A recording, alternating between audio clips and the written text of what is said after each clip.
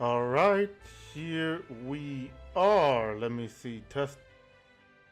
Can. All right. So, hello everybody, and welcome to the very first episode of the Quest Collective Behind the Dice. I am the host, Valdez, who is usually the dungeon master of this group. Today, we are doing a sort of test, I suppose, to basically recap old sessions that we have never been able to live stream. So basically, think of this as a little storytelling from those that you see right now. We are missing one person, but that is basically because he's a little bit busy right now with life. Darn life. So let's introduce ourselves. As you know, I am Valdez. As I said, I also play Hobrock in Steve's very own plot that takes place in an alternative reality. So, Steve, go ahead, explain who you are, which is obvious, but the character that you also play. Most of you probably know me as Steve the DM. And in our first campaign, I played a few different characters. My first character was Steve. Uh, I know, creative. Um, who was a hunter who started venturing to help cover things since selling hides was not doing so well for business. And then later down the line, I came up with Mastema, a Saradominist war priest from the wilderness who wanted to spread the word of Saradomin. And then I had two other characters later down the line who were technically related to this first campaign. One was Gwyn Morris, who would eventually get their own, more focused campaign, and Bareth Alistair, who also was kind of more involved in that other plot. Anything else I should say, or I that it? think I think that is pretty good. Yeah, that's pretty good. And here's Murphy. Please go ahead, introduce yourself and the characters that you played. All right. So I play currently I play Murphy in the Steve's campaign, but in campaign one, I also played a handful of characters. Main being Taunton the Mood, who was a Reminic who was cursed with. Uh, he basically was always forced to be happy and couldn't harm living creatures. And he ended up finding an amulet to combat the curse, the Heart Freezer amulet, which also infused him with a spirit, and that spirit's name was Mood. Later on, I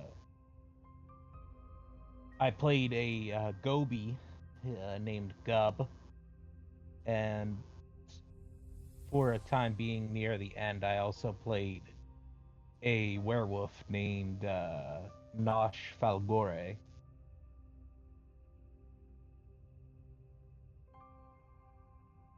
Yeah, and that's all, or is there anything else you want to say? That's all I gotta say. All right. And then we have Asumi, who was indeed part of our first campaign, who played a few characters. One known as Marcus, who first became a fighter and later a paladin by the term of D&D wise. It's a long story. I'll explain it later. And then he played I believe in Aviency.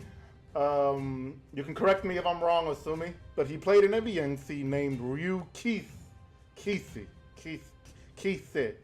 and basically became a ranger paladin of Armadale.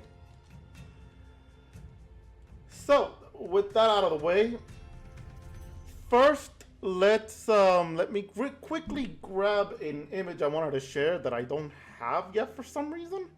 But let me quickly grab it. Give me one moment.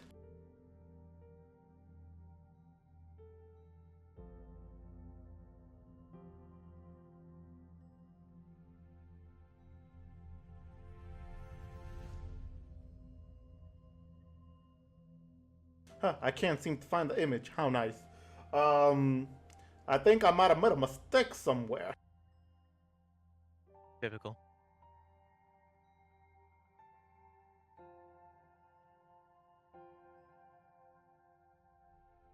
Oh wait, never mind. I found it.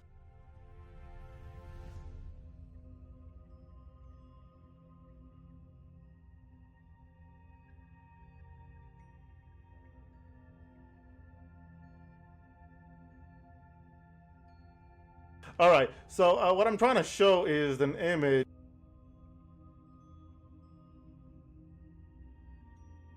of the Quest Collective on their end game mode. So bear with me, people.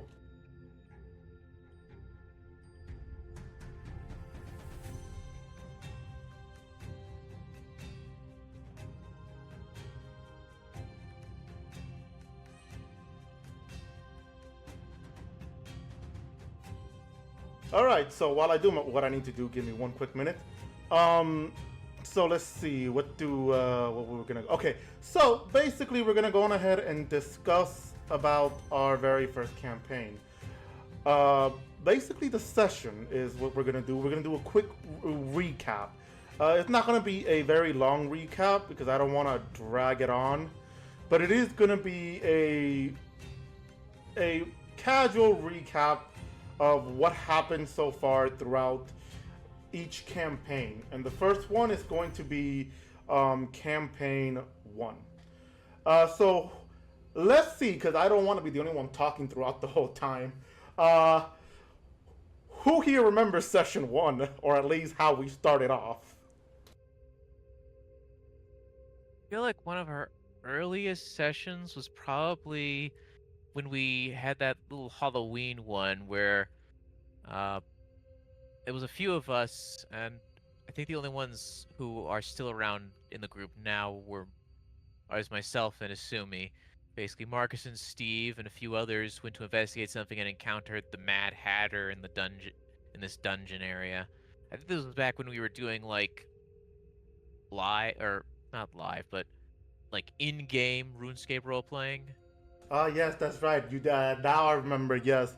So back in the golden days when RuneScape had a role-playing community, that was basically our session, and it started off during the Halloween event during Till Death Do Us Part.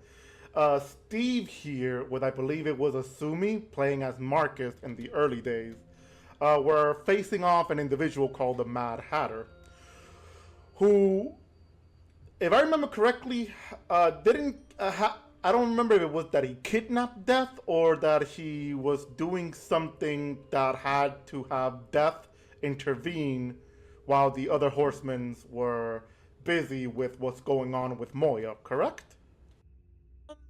I don't really recall if Dev was involved.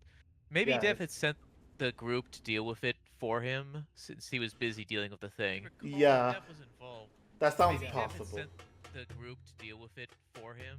Oh, hold on. What is this? What is Echo? Oh, that's me. Sorry. So yeah, I remember that. Yeah. So basically, the Mad Hatter was just causing havoc, trying to steer chaos and everything, and that's yes, and that started a beautiful friendship between Steve and the Mad Hatter that we don't see until like the very end of the campaign. Yes. Truly wonderful friendship that definitely wouldn't result in the two of them trying to stab each other. One because they hate the other, and one because he finds it kind of funny. You can guess which is which based on the names. Pretty much. So, well, I guess we could say that the official session started like with the whole group together had to be when the Elder Gods War storyline within the game. So basically what we used to do is we originally tried to put this role-playing group into a whole scenario where we would basically role-play to whatever event happened in the game. So for example, we had the Elder Gods War, powerful beings that created the known universe itself. They basically made our player character, the main character of the story, the World Guardian, they made him the sole representative of life itself to prove life's worth. Which we never got the answer for because shit happened, right? Frickin' Carapac. Not only Carabac, but there was so many other people. But aside from Karabakh, basically, the Council of Gielinor was formed in order to try to fight against this, to try to see how they can prove their worth. Give me one quick minute. I'm noticing something weird on my Twitch. Okay, no, it's just okay. Okay, it's something else. Don't worry, false alarm. But basically, when the council was trying to figure out something, they could not come into a proper agreement, leading to a dragonkin, basically a dragonborn with wings, basically popped in and gave an alternative solution, which secretly was actually to destroy the entire planet in order to cut off the Elder Gods' eggs food source. With that whole ordeal, there were allies of Karabakh from other worlds that decided that they should help him by intervening with the council's attempt to try to stop him, which brought in Steve and Taunton, as well as Hobrock, which is not who I played. It was somebody else that played it. I'm pretty sure she's a fan of our Twitch or of our stream now. If you're here now, hello. If not, well, obviously you'll probably see this on YouTube. But yeah, so their mission was to originally try to locate a source of a portal that had them bring in reinforcement. And these reinforcements were basically extremely powerful reinforcement from all over the cosmos. And I believe, if I remember correctly, it was within, correct me if I'm wrong, wasn't the first portal within the wilderness or within, somewhere within the mainland? I can't quite remember. I can only really remember the end result, which was us storming a citadel of some kind that was in Birthrop. That was like the end of it, yeah, but I can't quite remember where the portals were myself. Yeah, I know I had several. Like, I had put several portals that they kept opening up in different locations because they wanted to try to make sure they took over. It was around this time that they eventually got to know each other and everything. And Taunton, what was it that your character tried to call the group that nobody agreed with? Do you remember? He's had many attempts. I cannot recall, I'm afraid. Yeah, his success rate has been quite mixed. Yeah, there was that. There was also I remember you tried to call it the Quest Collective.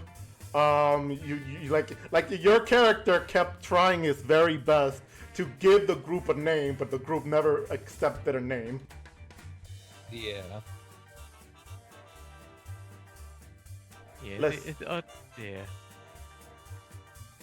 Yeah. Asumi actually said that Taunton tried to do several stuff himself. He even tried to make it official by always just going into NPC and going, "We're the Quest Collective," but everybody keeps smacking Taunton in the back of the head just to shut him up. Yeah, I remember. I think another one of the early ones with Taunton and Steve was Taunton was making trouble in what was it called, Draenor Village, and then he got thrown in jail, and Steve just kind of left him there. Oh yeah, there was a background. It was a background. It was a character background. The way that we used to do this is we also allowed role playing out of our main event sessions. So we usually have like a weekly session, but out of that we would have like a little session between the weekdays when anybody is free. But this was before we did 5th edition, right? Yeah, before we did 5th edition, we kind of did something that was similar to 5th edition, where basically we would roll a dice, but the dice value would be equivalent to what the RuneScape 3 accuracy for a weapon was, and then we would roll the damage and whatnot. So, and then we had calculations and whatnot for adding skills to that as well. It was a very big, admittedly a little messy, but it worked for what we were trying to do. Like, we managed to make it not super complicated. But eventually we ran into some technical issues when all our rules were deleted by accident. We're not pointing any fingers. No, there was no fingers to point. It was out of our control at that point. So there's nothing we could have done. Yeah, so we had to... in all actuality, it was way out of our hands. And hold up, for some reason my stream is becoming unstable. But yeah, while I'm fixing that, continue, Steve. Continue with what happened and how we were doing the system. Yeah. So after we had lost our custom rules for the for our combat and stuff, and as well as the skill stats that we had created, we pivoted to 5th edition because at the time we didn't really know what else we could do, and D&D Beyond was right there. This was before Wizards of the Coast had acquired D&D Beyond. So this was like the olden days of like the very start of D&D Beyond, or not the very start of D&D Beyond, but like anyway. So we switched that because it was a system that already existed, and in retrospect, it's pretty clear we had very little idea what we were doing for it. I remember that when I made Mastema, I made him a sorcerer, and I maxed out his intelligence originally. So I had to revise that to be charisma because apparently sorcerers use charisma, not intelligence. Yeah, back then we actually had a different system as well. So when we went to D&D Beyond, or 5th edition back then, which was when we started 5th edition, we had I had let the group basically pick how their characters were maxed out. So some of them, like Harbrock, for example, after a while she was maxed out in strength because she had maxed out in attack, strength, and defense. So we let her be maxed out on strength, and it wasn't a balanced system, but it was something that basically made us look at what we roll and the result that we have and go, God damn. Yeah. Those were the days. I remember that you gave Steve a gun, and yeah, basically anytime there was combat, when the bow wasn't working, Steve just started blasting. So anyway, he started blasting now. Oh, that's gonna be a meme right there. Oh, God. So anyway, I just started blasting. But yeah, and so... Oh, that's right. Now I'm remembering some of the other plots. I think a later plot, sometime after the...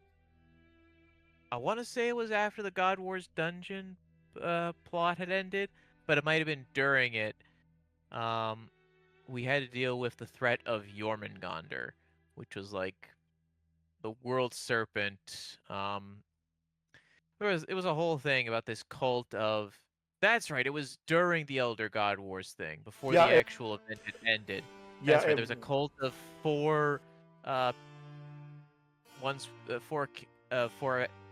evildoers wearing the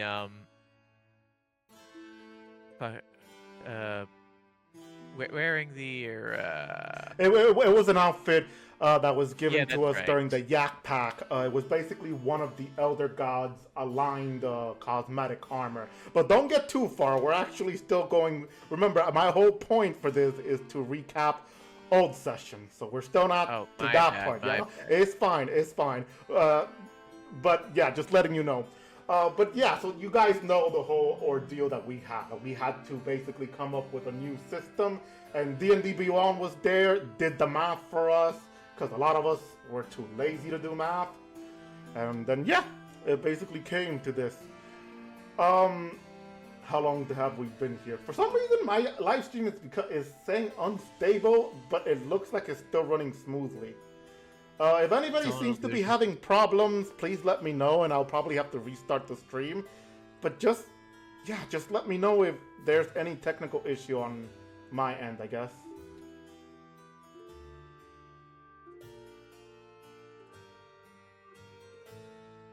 But yeah, I kind of wish that when this happened, we could have gone to the official RuneScape roleplay system. Just because I feel like the simplicity of it would have been nice. One day I will take over officially, and we will all be doing a different game system than 5th edition. For those of you who don't know, he originally wanted to go on ahead and host the RuneScape Kingdom. But yeah. Unfortunately, I love democracy. I love the Republic. There was oh, who left? Oh, Sumi left. Yeah, but yeah. So, I think we're getting off topic now. Where do we go from here actually? Because I'm lost on what we can do. What else we can talk about? I got you. So talking about the first session, or the first arc of the plot. But yeah, it was originally we had more players. There was no limit to players that we used to have because it was all text-based. So there was Taunton, Steve, Harbrock, Assuming disconnected. Yeah, so Marcus and then a few others who have either left or have retired. Oh, welcome back, Asumi. Welcome back, my good friend. Yeah, so like we've had a lot of players. A lot of them had to retire due to real life issues. A lot of them had to just leave. We've had trouble players too, which we're not going to point fingers or names, but is the group, while fun, has had a lot of problems with some players. But yeah, we had we also had other players called Nele, who was an elf. God, who else was there? Please help me remember. Let's see. Let's see. There was Silver. Hmm? Silver. Oh yeah, there was Silver. Gonad. Yep, Gonad, Sam. Everk. Oh yeah. Everk, who was played by Clyde. And Z. What was his name? Ovhammer. It was something Ovhammer. Yeah, they're at the Smith, right? Or am I thinking somebody Yeah, else? I think he was a Smith. Yeah, Yeah, he was a Smith. Yeah, but then his next character was Zaramoth. I'm just trying to remember what his original character's name was. It was a different Z name. Yeah. In a similar vein as Zaramoth. Yeah. Let's see. There was also. Oh wait, I have a folder that has stuff from the. Yeah, definitely check group. that. Let's see. There was also Kaito. And then what was the Dragon Rider's name? Vosk. Well, it was a Z. Yeah, Malkaz. Yeah, I have the picture up here, so give me a moment. So yeah, for those of you who can see, this is Vosk that we're mentioning. Ryuki, and Marcus is dead, which I should have probably added in. Oh wait, I probably said a spoiler there. I shouldn't have said that. Fuck me. Damn it, David. Well, spoiler alert.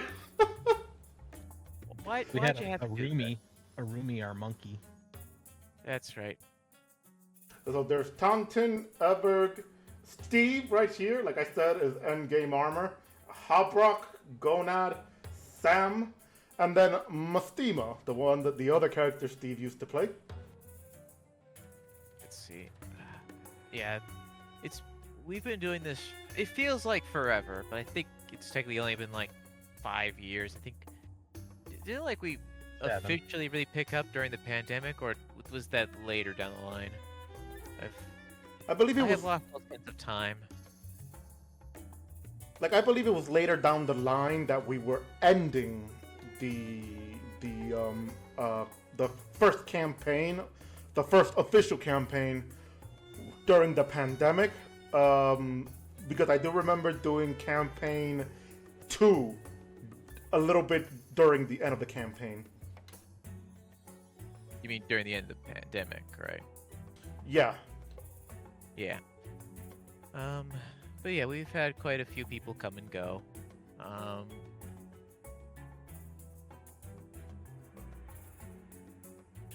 Yeah, Yes. it's a trip memory lane, that's for sure. There was said Yeah, about one of but- our stream members. Yeah, memory lane. It's a trip down memory lane. Oh yeah, then there was. That's right. Now I remember 2 other ones. Let's see. That's right. Eingil or Angil, and her brother. The Adriel. name's. That's right, Adriel, who had it out for Steve at one point because of reasons. A spoiler alert, or better yet, I guess you see if you watch. Oh, we have a new follower. I don't like the name, but it's an interesting one. Troll Strouch. Strouch? I am saying that wrong. I am so sorry. English is my first language. I'm just lazy trying to get the words right. Yeah, we really need to get him to an official school. Fuck you. I'm fine. I'm fine the way I. Are you though? No, I'm not. Anyway. All right. But yeah, so continuing with the session, we'll probably finish it up by since there's not much to remember. Let's see if any of you remember this real quick. Do you remember doing the alternative reality plot the one that I hosted before or after the Dragonkin plot? I think it was after. Okay, so then I'm gonna leave that for another day because that'll work great on something else. Yeah, I mean, to be honest, the first ever plot we did, which was that, like, Dragonkin plot, wasn't exactly long. I think it was, like, 2 sessions, really. It was actually 3. It was gonna be 4, but you guys actually progressed through it amazingly well. Yeah, so it wasn't terribly long. Basically, after closing up those portals, I think we eventually took the fight to their citadel. Had a really intense showdown, but managed to stop them. Oh yeah, they basically tracked it down. They fought against 2 Dragonkin general, which eventually ended up being a major plot point of discovery, not only for the group itself, but also for anybody who doesn't play RuneScape. Because we had a few people that either retired from RuneScape or played it.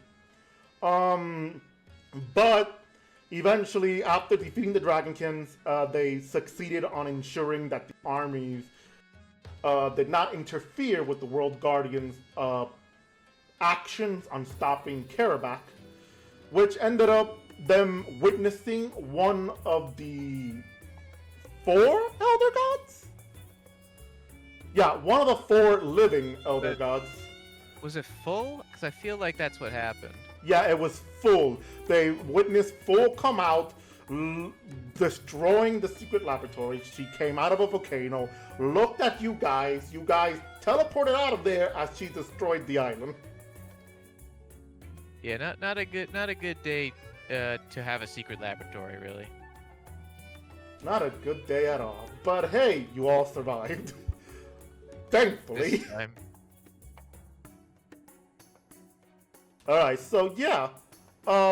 After that, they went back to the, let's see, if I remember correctly, they went back to the Council of Gielinor to report what has happened. Which ended up, it ended up basically giving the council more to do, but it also ended up giving the council time to prepare, and the council basically reward the group with a title and everything. But this is before the majority of the group became bigger. So it was just Steve, Hobrock, Taunton, Everg, I believe the Gub, right? No, I think Gub came much later. Marcus definitely though. Yeah. Oh wait, then hold up. Taunton wasn't the werewolf with us too? Because I could have sworn I remember you had 2 characters during that time. Well, it's a different werewolf with us at a point, Wilker. But I don't think I don't know if Gub was there or not. Nosh definitely didn't come until a lot later. Yeah. Yeah, Taunton's or Murphy. This guy, yeah, pretty sure it was Taunton for a while, and I guess the second character David or Valdez is probably thinking about is probably Mood, because technically speaking, Taunton was 2 characters. There was Taunton, and then there was the Mood. Yeah, could have been them. Yeah, it could have been them. Yeah, thank you for the reminder. And one of our viewers want us to drink water. Thank you. I have been talking a lot, and I am thirsty. So water for anybody if you haven't been hydrated yet. Could I get that in the form of some rain? Sure. And Asumi also said thanks to you guys. But yeah, thank you guys so much. And thank you for the new follower who followed us. Should have probably make sure I said that out loud. I'm not sure if I did. Sorry. So yeah, basically that arc ended right there, and it took a while before we moved on to a second arc, which was the alternative reality one. And the alternative reality one, it started off with basically the group being called to the Wizard Tower to investigate an old member that was she was considered dead after a previous quest done by our player character, the World Guardian, years ago. And the group found out or theorized that she was from an alternative reality, in which they traveled to, thanks to a mysterious portal. That's right. We got sucked into that portal while investigating, and it ended up to basically the dimension of disaster reality.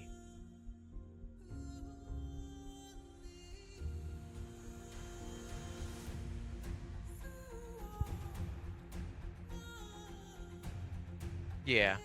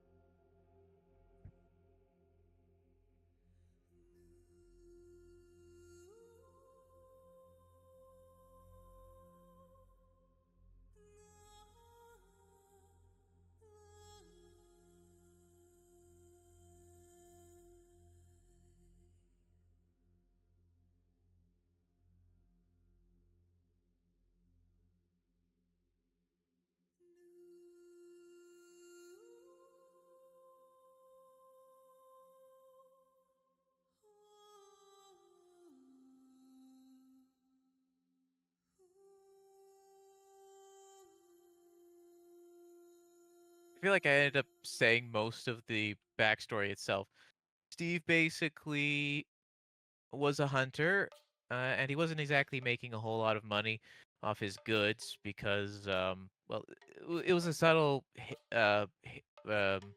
reference to the fact that most hunter hides in RuneScape don't really sell for too much outside some specific ones. So basically, he became an adventurer to help make ends meet. Mastima's is also relatively simple. It's just he was from the wilderness. He was part of a war band that specialized in using the Saradomin strike, and then he came down south once the war bands had kind of mellowed out to then spread the word of Saradomin. Let's see. I don't really get into Gwyn and Barif just yet because, technically speaking, they are for a different campaign. So I think I'll leave it there. All right. Taunton, what about you? I know you shared your character's backstory a bit on him being cursed, but actually, maybe you could add it too. Somebody actually asked, why was Taunton cursed? So, if I remember correctly, Taunton was young and eager to prove himself to the Fremeniks because growing up, he wasn't the exact definition of a male Fremenic child and teen. So he ended up going out and trying to hunt down, I believe, a wanted spellcaster in the Fremenic area, as they don't like spellcasters. And in his combat with the witch, she cursed him to not be able to harm another living human and always be happy. Mostly in order to get away, or just like curse him. So that's how he ended up getting cursed.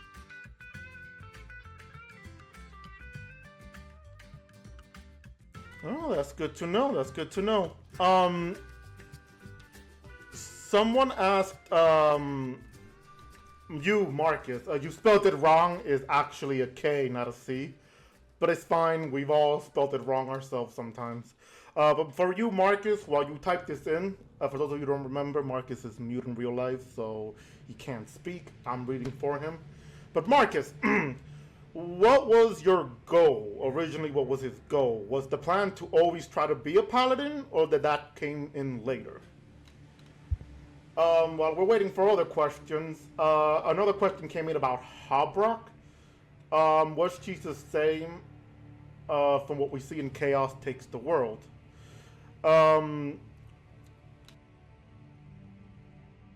I feel like that is an answer left for these three because they're the one who could probably judge the way that I'm acting with Hobrock. I feel like you're pretty close. Like, you're not exactly like how she was, but I feel like you've captured the spirit for the most part.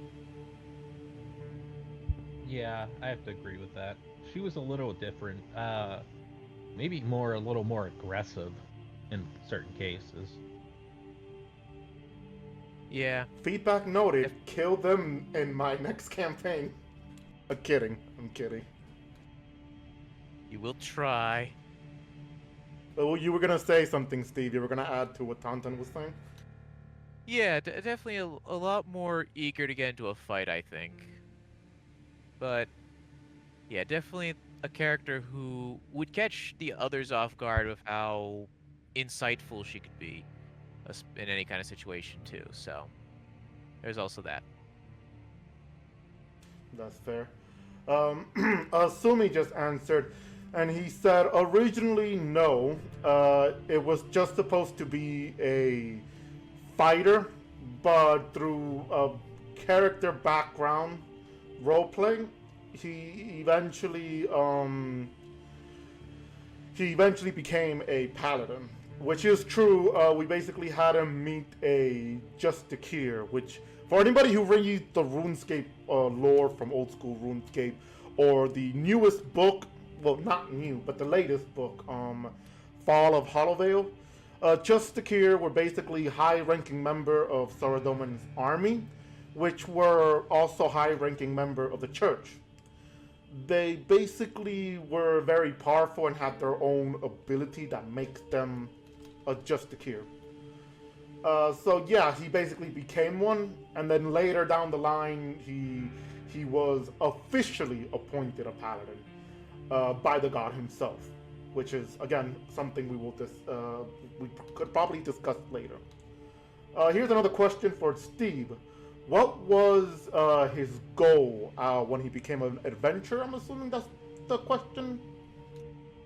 So his main goal was more or less to make ends meet. Basically just to earn money, since being a hunter, selling meats and hides was just not really making the money he needed to survive on. So he just wanted to to what's the word? To be able to get a stable income, and being an adventurer was slightly better than just relying on an unstable market like all the different hunting goods. Eventually, he did pick up a talent for baking. I forget when that happened, but at some point he did start dabbling into making cheesecakes, and that would eventually become a career to retire into. Yeah, and what was it that Taunton always tried to warn Steve about? Do not try to make kebab I want to cheesecake. hear the man say it himself. You weren't allowed to make cheesecake kebabs. That was my territory. Yes, The kebabs, that is. Yes, back when Taunton had got arrested in Draenor Village, he met, I think, a guy called the Impaler in the jail, but he was more interested in making kebab. And so Taunton and him started a business for selling kebab. I'll let him explain. Yeah, I met Mr. Impaler in jail after the Draenor arrests, and afterwards he taught me how to make shish kebabs, and Taunton decided to open up a shish kebab business called Abra Kebabra, and their main focus was basically turning any kind of food into a shish kebab. So like, you know how like Subway, you like pick what different meats and stuff you want on your sandwich. It was a similar kind of concept for Abracadabra, where you pick different types of foods and vegetables to put on your kebab. I actually just got another question asking I've why had the name. Like, why the name?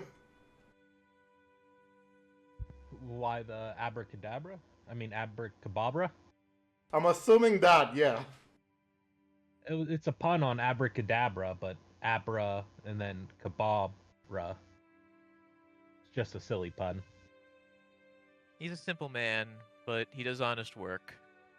Exactly. Hey, it's honest enough, so hey, no, there's no complaint there then. But yeah, that sounds pretty simple enough.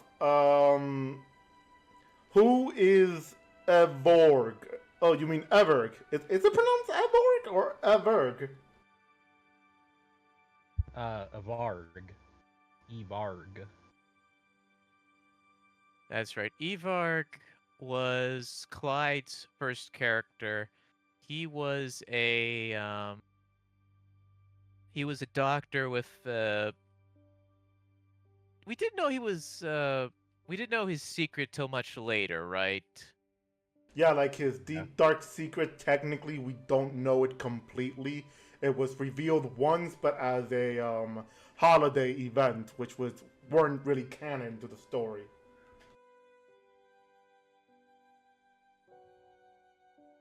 Yeah, it's kind of in his name. His name is Evarg Raborg, which is if you spell it backwards, it tells you his true profession.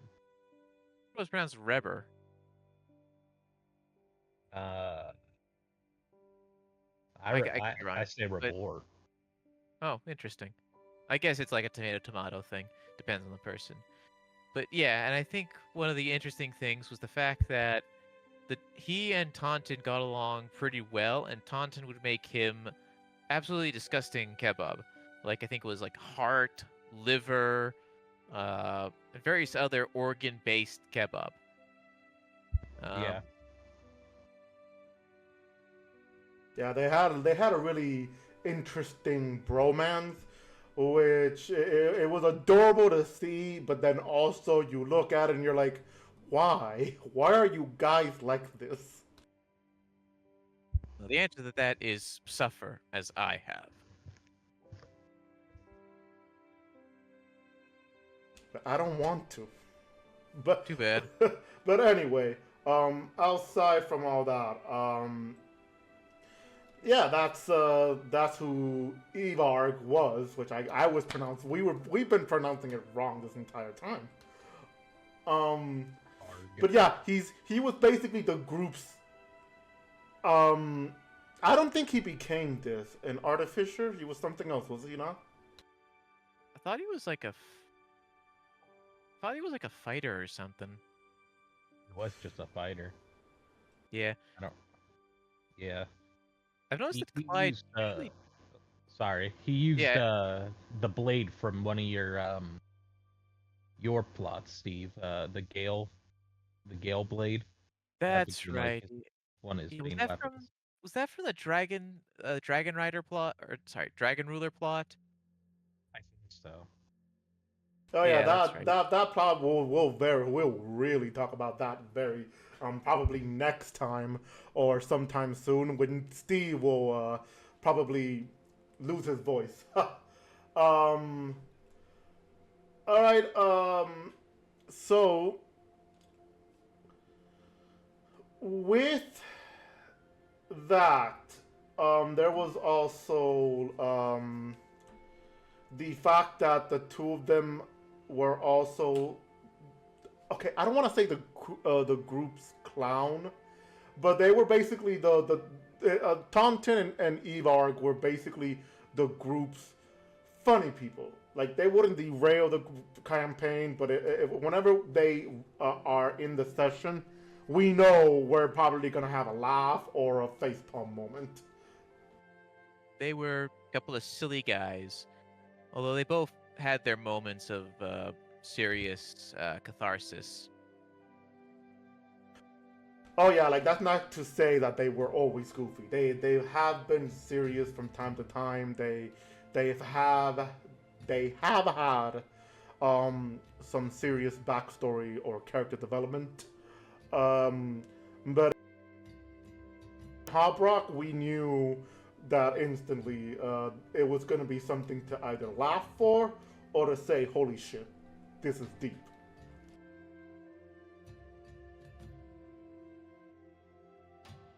Anyway, keep the question coming. Don't be shy. I know you love. I know you probably love hearing our voices, but don't be shy about the questions. While we wait for the questions, does anybody have anything else to say? Or maybe introduce Goblins and not Goblins. God damn it, Cobb and Mastima. While I'm waiting for questions to pop up. Actually, I think, yeah. So, at some point later down the line, I think after we had played our first characters quite a bit, some of us created secondary characters, and this was before we would have like proper campaigns to divvy up which character was where.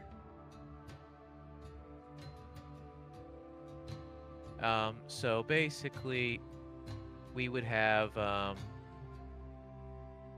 a new set of characters. I went with Mastima, that Valdez keeps calling Mastima, but it's Mastima. And then yeah, Taunton would eventually create Gub, and then later down the line, God damn it, what was your werewolf's name? It's on the tip of my tongue. Nosh, thank you. But yeah, I mean, I try to remember when we first really introduced Mastema. Back then, we used to just do one-off quests. We had a lot more free time back in those days. So on weekdays even, we would just have moments where we would just role play in the text-based Discord channels. And I'm trying to remember what the first quest of Mastema was. I vaguely remember him almost getting his ass kicked. But I can't remember by what. But I think the key thing about Mastema as a character was just how extremely devout he was in his faith in Saradomin. Yeah, To the this was point like that... Sorry, I was gonna say this was like the early days, right? Like Yeah, this is the early days when he was very bloodthirsty and also fairly intolerant of Zamorakian, of Zerosians, anyone he found to be really heretical. Over time, after actually interacting with people who weren't Saradominist, his feelings would mellow out, and over time he would grow to be a little bit more tolerant and accepting and whatnot. It required a bit of character growth, really. yeah. So somebody's actually asked what. I'm gonna ask that question later, but the one that's going on with Mastema, what made him calmer? Like, I guess they want to know like what set the foot down. I guess. I think the main thing was, this might be spoilers for later down the line, but at a later point, Marcus would leave the Saradominus faith, and he and Mastema would have a falling out. In time, Mastema realized that he never actually got to know Marcus as a person, and realized that he had projected his their shared faith in Saradomin as the kind of thing connecting them.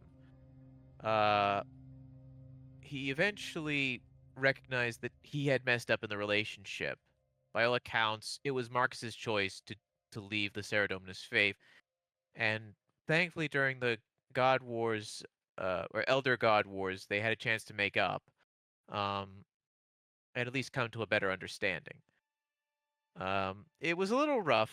There was a nice scene that ended up getting killed, and Mastema had to be very broody, but after some interactions with Saradomin as well, who told him to, look, I appreciate your devotion, but calm down, my dude.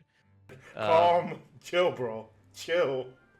Yes, just imagine Papa Smurf just going like, look, I appreciate your faith in me, but you have to really stop the murder. Like, you made a knife out of some bones to stab people. You need to chill, man. Yeah, you know it's serious when even your god that you're devoted to is telling you calm the hell down. Yeah, but yeah, it was really just him self-reflecting upon himself that started his path to calming down, as well as just some divine intervention as well.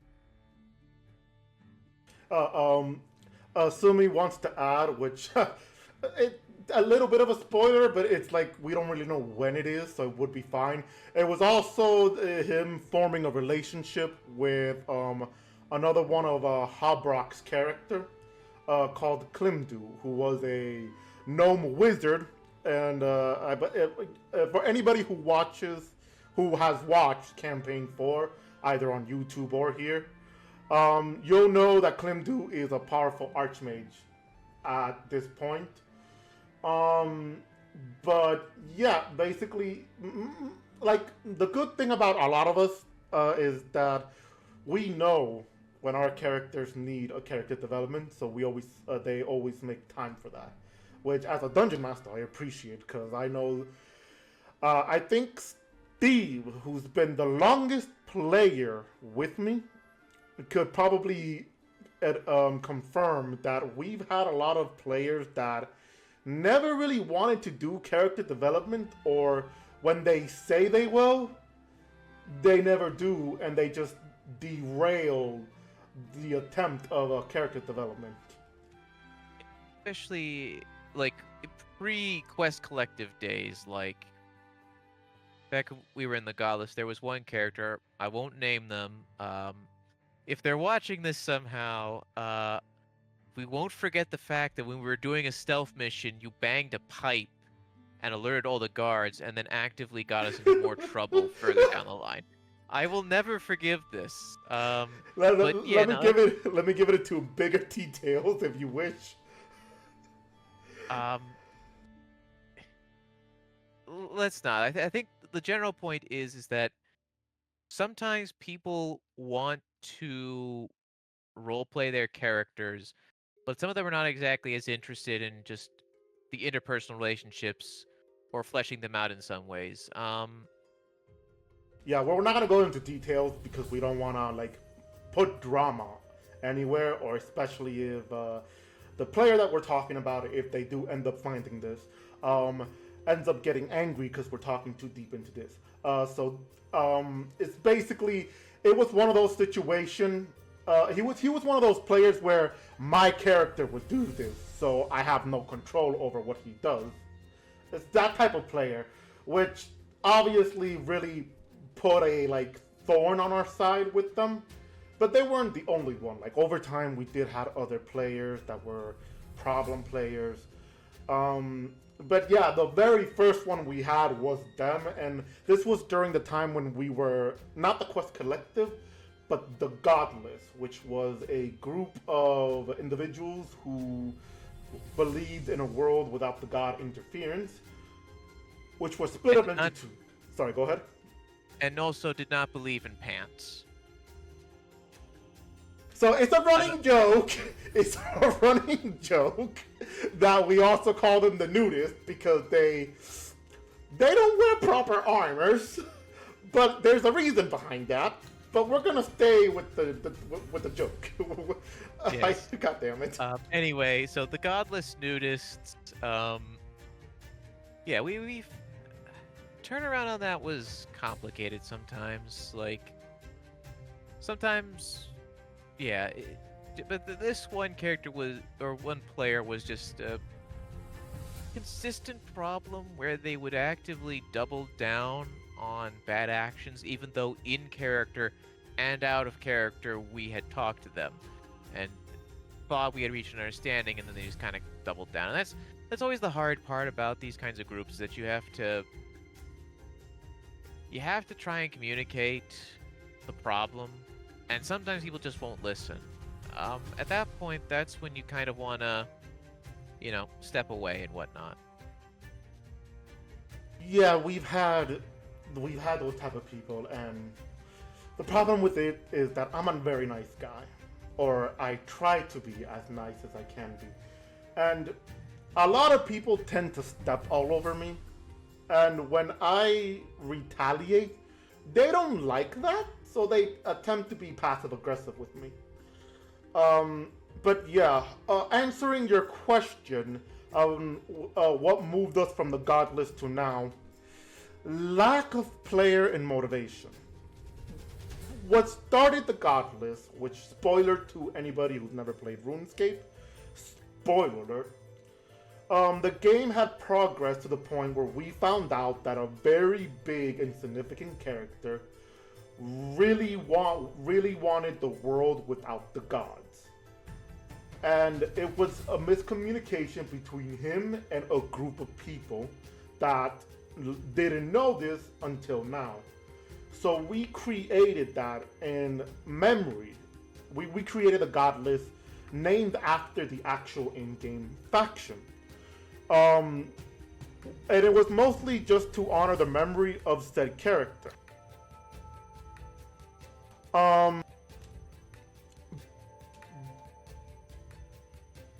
Sorry, hold on.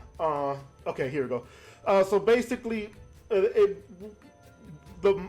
player number and the motivation is what moved us. The player number is because, like we said, we used to do RuneScape roleplay. But then over time, it did kill us. It did train us. A lot of people were becoming less and less active to the RuneScape community itself. And then eventually it was motivation, because we basically did the same thing over and over and over again. We kept going to basically, oh look, a religious group is doing this. We gotta stop this. Oh look, a religious group is being formed. We gotta investigate on them. Oh look, someone in the god list has made an order without the approval of the 3 leaders or the 3 high-ranking members. We have to stop them. So Yeah. it's been like that, you know? And then what else was it that we were always repeating as well? Do you remember, Steve?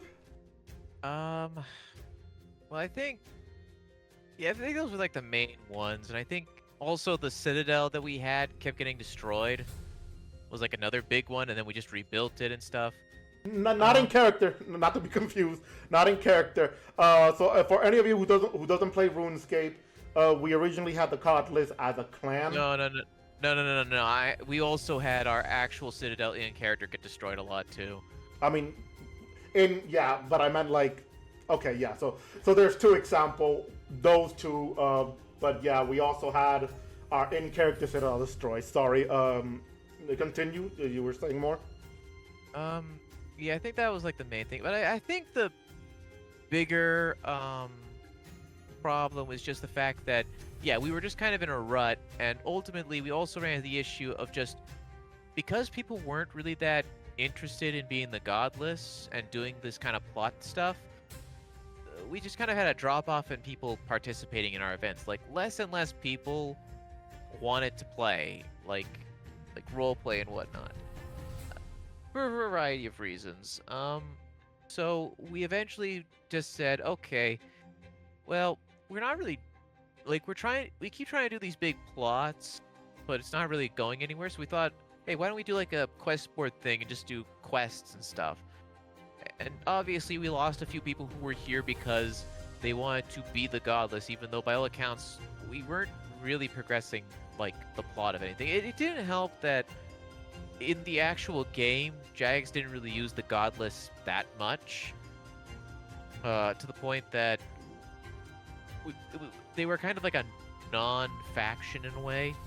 So like, we didn't exactly have a whole lot of material to go off of to keep the plots going. So we just decided to go for just doing quests, and then we came up with the idea of the Quest Collective. So people left, some people stayed, and then I think the key thing was I'm trying to think of the words right now for what it happened. So basically, we got a few more people, and we just kind of kept going. We just kept doing fun little quests and stuff. We came up with like Steve, Marcus, and whatnot from our roster of existing players. We got a few new players, and we just kind of kept going from there. Just trying to have just fun little adventures, and then eventually, Valdez started doing longer form plots after we create a more concrete combat system based on like a general 5th edition sort of thing. Yeah, it was basically just one of those situations where we were just trying to make sure we had something steady, something straight, and we found out it worked better than being the godless. But in the end of the day, it was just one of those situations where it would be I want to say limiting, but it wasn't that limiting, because again, it wasn't really something that was our fault when it came to the godless, because they were neglected in game, but they were also like the game itself was losing player base, or not player base, but the role-playing community was losing player. So we just said, fuck it, we'll just do something else about it, and then eventually we'll move straight to Discord, which what we did. Yeah, I think beforehand we used to be on. Okay, well actually, we were originally on Skype back when like early days of the Godless. Then we came to Discord, which is where we just started organizing events and stuff to do in game, and then we just started doing text-based roleplay in Discord. And I think that's like that was pretty shortly after we started doing the Quest Collective stuff. Is when we officially just migrated to doing text-based roleplay in Discord, because ultimately, if none of you have played RuneScape, either version of RuneScape, you probably would notice that text roleplay in RuneScape is kind of limited. Like, yeah, you have a character model and you can dress them up as you will, but like the actual text itself isn't exactly great. There's character limit, especially in old school. Um, but even in RuneScape 3, there's a limited text to use. Whereas Discord, you could definitely get away with longer text. There was an easier way to differentiate between like actions and actual dialogue, and it was just easier to also edit your like actions and whatnot. So like Discord ended up just being a little bit more advantageous. And then eventually, later down the line in the Quest Conclave stuff, we started doing voice chat and whatnot, which has simplified things somewhat. Yeah, it became a little bit. It became something we had to do over time. Real quick, thank you, Gladiatox, hey, I don't know if that's the same person. Probably not, but they're spelled a little bit differently. Thank you for redeeming drink water reminder. So, yeah. Question before I drink this water. Tomten, question for you: who is Moody or Mood?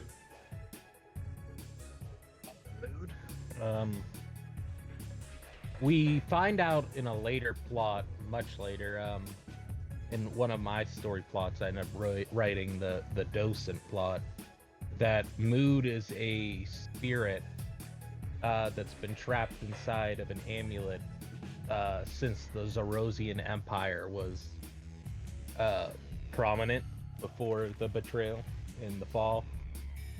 He was a Zorosian general, I believe. He ended up rising to that rank and getting picked for a special assignment, which he thought would be a great promotion, but in the end, all he did was cause horrible pain and then get trapped in an amulet, without going into too much detail.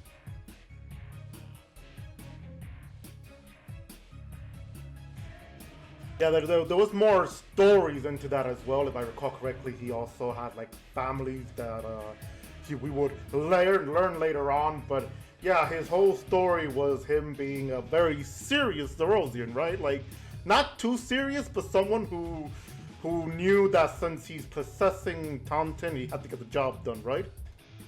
Yeah, he was a serious kind of no-nonsense kind of warrior back when he was alive.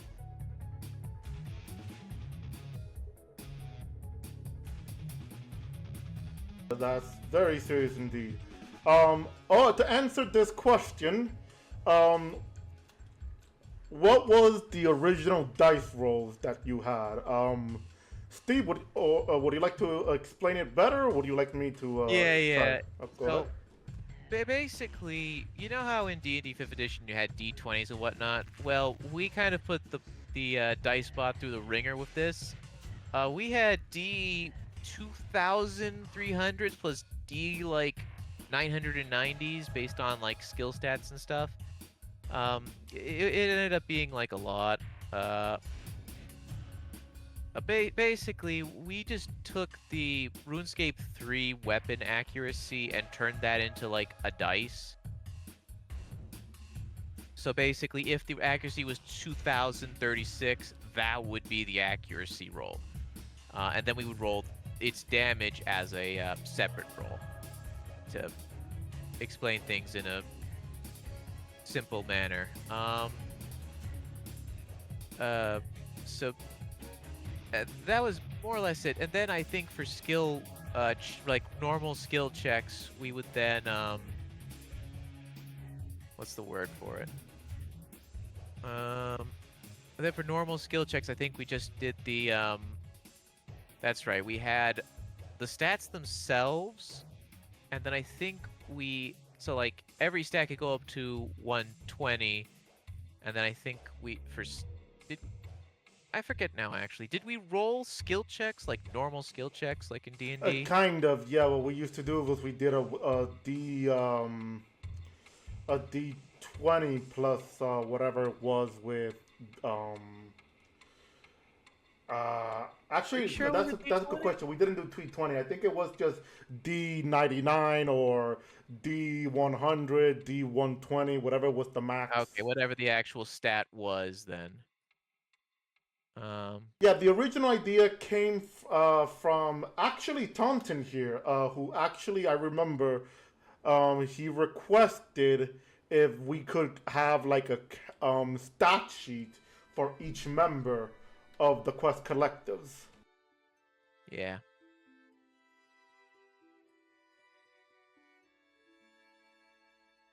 Yeah, let's see, what time is it now? And it is about an hour and 15 minutes. And yes, a lot of people are saying "God damn" and "Whoa." Yeah, that's how big our dice roll was. We wanted to try to incorporate the game into a dice system, in other words. And that was basically our original idea. That is how we did it. I don't think I have anything else to add on that. Yeah, we had big roles. We have big roles and we cannot lie. But yeah, so like it wasn't great, but it worked for us while we were doing it. So yeah, like it like in a serious manner, yeah, it isn't great to the normal eye when you see that big of a roll, but it wasn't something that scary either, or at least not disorganized for us. Like when we did it, we already had a system set, organized, and everything, and plus it was RuneScape technically, so it wasn't something that we looked at and said, "Oh crap, this is so much, oh no, like we have to stop this." We never said that. But yeah, that was basically how we ran the sessions. Oh, and combat was very different too, because instead of just relying on your AC, basically, it was more of a situation in where you had to. Oh, it seems the entire most of our players are in an ad break now. Rip. Yeah, we don't have any subscribers, so let's wait 2 minutes. But yeah. All right, and we're back. Hello, everybody. I hope you didn't miss us too hard. I'm sorry for the commercial break. I noticed not everybody was watching this. And we have another follower. Yeah, Faded Simmers. Thank you so much for following. Please stick around. Ask any questions. We're basically doing some Q&A. You can ask any questions about our characters or whatnot. But the last thing we were talking about before this ad break came in was basically the ridiculous amount of dice roll, especially with our combat system.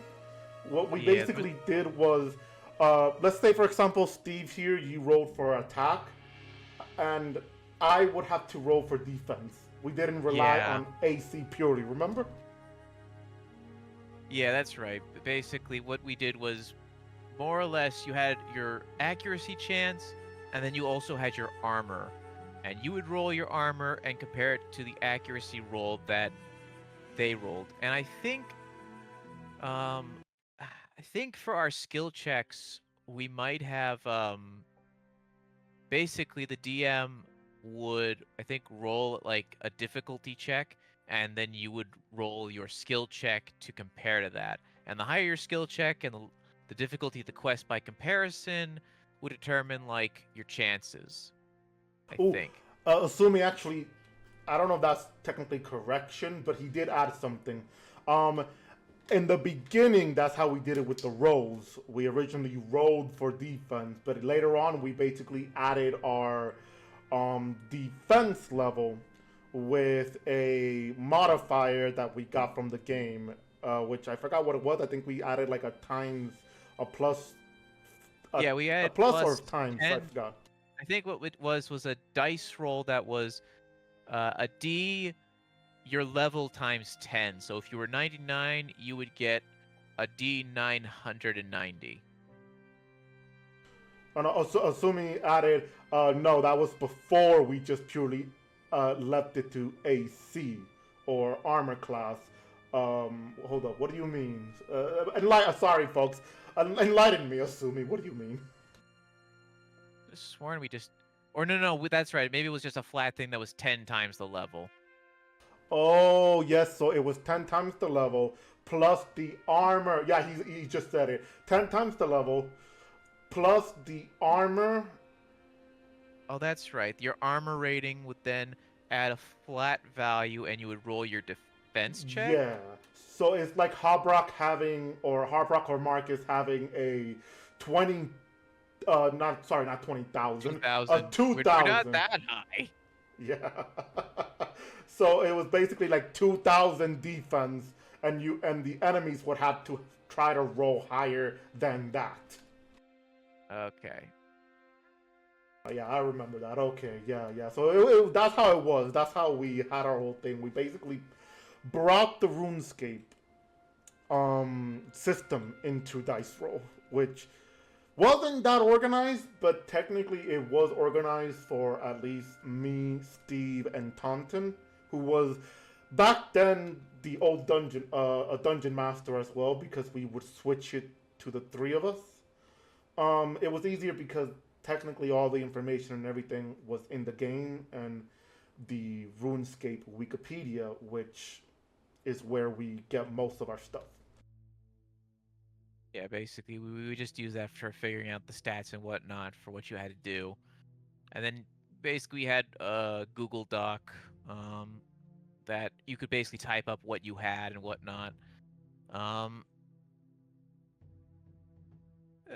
Fairly straightforward once you actually started using it, but yeah, it could be a lot at times. Yeah, it was a lot for a few people that we had to hold their hands like without line, and not that I'm complaining. We really didn't mind, but yeah, it was a lot for some people that needed help. But over time, they did manage to get used to it. And yeah, that was a lot of rolls and the numbers. It was something big that we used to do. But after an incident that made us lose all of our saved files on Google Document that basically gave us the characters' stats and everything, we basically had to go on ahead and move to D&D Beyond, which was not difficult, but it wasn't that easy because it had involved a lot of us to move to a new rule set. And also figure out how to actually adapt it to RuneScape, because RuneScape doesn't operate on the same logic as D&D with like spell slots and whatnot. So initially we were pretty unbalanced, where people just could cast as many spells as possible. And in retrospect, if we had any proper experience with D&D beforehand, we would have realized we should not have done that. So basically, you would see a spellcaster cast like an infinite number of like fireball or something like that, which I can imagine many of the D&D players are going like, hold up, why would you do that? Why would anyone do that? And it's because we didn't really know what we were doing initially. So over time, though, we eventually, well, it took a while for Valdez to come up with the rune ammo system for it. Somebody screaming, "Why?" And you have someone else goes, "Why? Stop it!" Because casters should not be able to cast 75 fireballs at once. Excuse you, says who? Says God. I mean, I'm not God, but like, I feel like that it's not good for a healthy game. It ended up being so bad that I think I explicitly had to design bosses that were really, really strong just to compensate for how powerful the enemies were. So it wasn't great from like a balance perspective, and it wasn't great from like an enemy design perspective. It was a mess. Regardless of how much fun people would have thought it would have been. Yeah, like in reality, we had to do a lot of limiting over time when we found out how. To make a long story short, we found a lot of people abusing the system a little bit, so we had to change that a lot. Yeah. In time, I have grown to find D&D 5th edition not to be quite adequate for what I like in a role-playing system. I have done much reading into other books and have realized I've realized I don't actually like 5th edition that much anymore. Hey, look at that, look at that. Somebody agrees with me. Team Valdez. Ha! Team Valdez and what? Like, to just keep going in madness? Or, like, Team Valdez in terms of, like, your... Don't answer that question. You don't have to answer that question. You plead the fifth. Question. I want to know what's going on. What are you agreeing with him about? You plead the fifth. Tell me. Well, if they decide to answer, but yeah, over time it was just one mess after another. I had to come up with homebrew stuff, like getting some homebrew things done, getting some homebrew items done. Like for example, oof, yeah. For example, Thorny, remind me, did I ever make a homebrew item for one of your characters specifically? Did you? Probably. Hey, see, this is how long it's been, so forgive us. Which character are you referring to? God, Gob? Gub? Didn't I make him a homebrew item specifically for Gub? I feel like it might have. I think it might have been the throwing axes that he. Can't remember. Yes, it was throwing axe. It was Gub's throwing axe, and then I remember I was trying to, but I couldn't because for some reason they didn't have the stats on the wiki, or I couldn't find it. You wanted Taunton to have a. I hate you for this, and I hate that you gave me the idea, but a giant freaking toad to sit on Naruto. Yeah, you got that at the end. But I need. Oh, yeah, no, that's what you made. You made custom stats for my Barker Toad summon.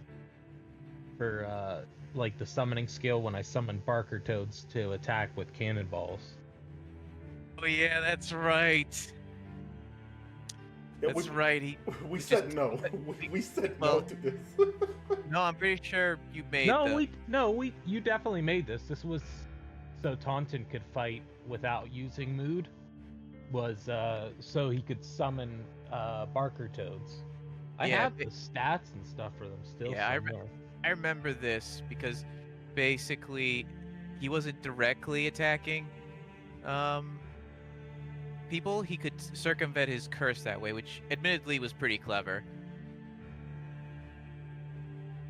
Yeah, it was.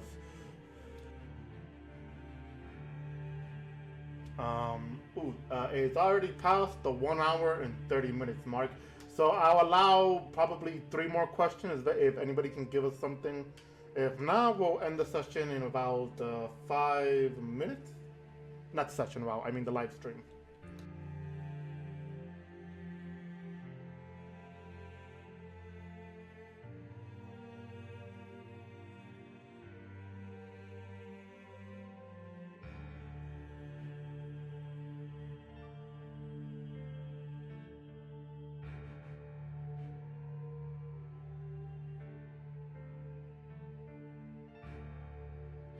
By the sound of silence, I'm going to assume there is no questions. Oh, yeah. Oh, wait, somebody actually entered 1, and I'm assuming that's it. Have you homebrewed any skills? No, we never. Not yet. Not yet. I did want to try to homebrew divination, but I could never figure it out. And I wanted to try to homebrew summoning, but that was a whole different thing that I decided just to leave that for spellcasters and like the paladin class. Oh, and to answer that one question that I just remembered I wanted to answer, yes, you can ask about RuneScape history and RuneScape lore. We can answer that too.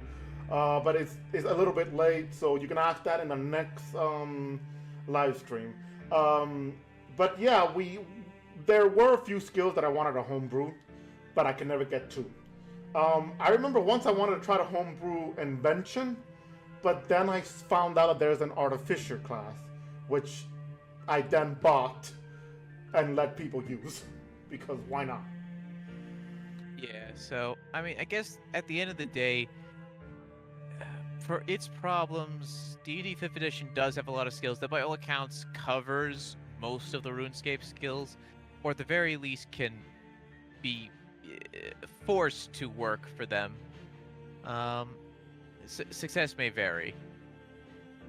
Yeah, it pretty much varies, because I mean there's some things that works in RuneScape that we can incorporate in D&D, and then there's stuff in RuneScape that we can't, and some stuff in D&D that we can't put in RuneScape. Which is another thing that we'll talk about later. Try to remember that if you want to learn more about that. Because we actually have to go. It's a little bit past our limit, since there's no more questions from what I can see. So thank you guys so much for watching. Thank you for the people that have followed, and thank you so much for tuning in to our Behind the Dice. This is not going to be a weekly live stream. We're most likely going to go on ahead and do this either bi or tri-weekly. Basically, every 2 or 3 weeks, we'll be live again on a Friday. It might just be me. It might just be me, Asumi, Steve. Who knows? It just depends. And we might have more player over time, if they are willing to do interview, if we're able to get them in. But overall, thank you guys so much for watching. Tune in for tomorrow. We will be doing a live stream tomorrow at exactly 12 p.m. EST, like always, with our lovely Dungeon Master still being a Dungeon Master. And we will see you all tomorrow. Goodbye. Go ahead and say goodbye. Don't be rude, guys. I did say bye. Mm-hmm. Sure you did. Sure you You're did. not Anyway, here. goodbye, guys. Bye.